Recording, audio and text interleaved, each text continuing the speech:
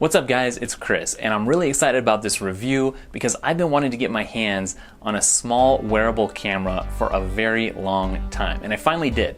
This one's called the Qlippie. It's from Asia, it's tiny, and it's a lot of fun. So let's dive right in. So the Qlippie is a small wearable camera that shoots HD video.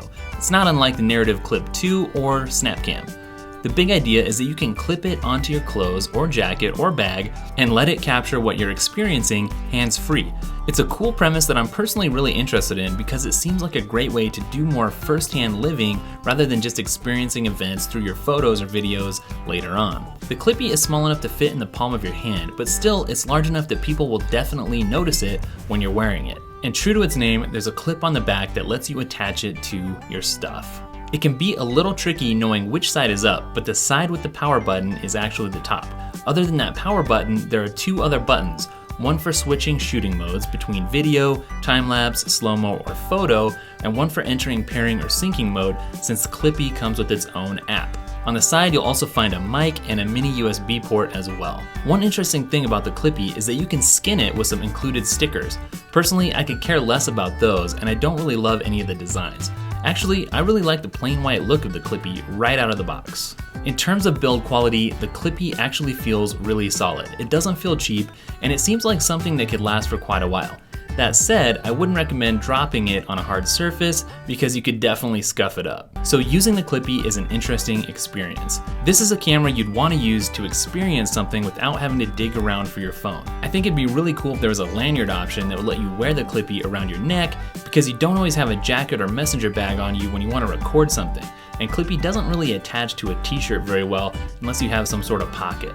But I do really like that it comes with an attachment that will let you mount it on a tripod or a GorillaPod. To be frank, your phone is almost certainly going to take better photos and video, probably by a long shot. Qlippie's images tend to be very noisy, and I've seen some prominent issues with exposure while shooting videos where the picture snaps back and forth between light and dark with no gradation, almost like the sensor's kind of confused, even indoors. And I've also picked up some distortion on fast-moving objects. Time lapses seem to look pretty decent though, but I'm kind of disappointed that the slow-mo only works in 720p. But without a doubt, Qlippie's footage looks the best when the camera is stationary. Otherwise, shots just aren't very smooth. But again, this camera is all about capturing moments that you otherwise wouldn't. And in that context, yeah, it's useful, and I definitely see a role for it to play. Actually, I think this camera will be really popular with its target audience, which seems to be students. But I also think this would be a killer camera to take with you on a vacation.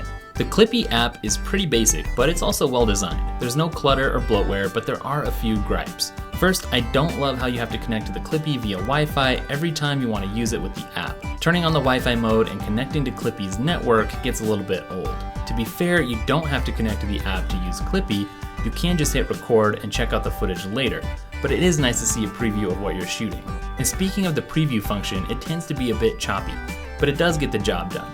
Which reminds me, Qlippie has another cool feature. It can broadcast live video. Now the Qlippie app lets you see what you've already shot and switch between modes. You can also share your content directly from the app. But if you've got a lot of content to transfer from Qlippie, you'd be much better off hooking it up to your computer for a faster transfer. Otherwise, sharing can be almost painfully slow. So this is a fun little camera that costs $130, and if it sounds like something that you'd be interested in, I would definitely recommend checking it out. Thanks for liking, commenting, and subscribing. All three of those things help to spread the word about this channel if you like what you saw. Otherwise, I'll catch up with you guys in the next video. Later.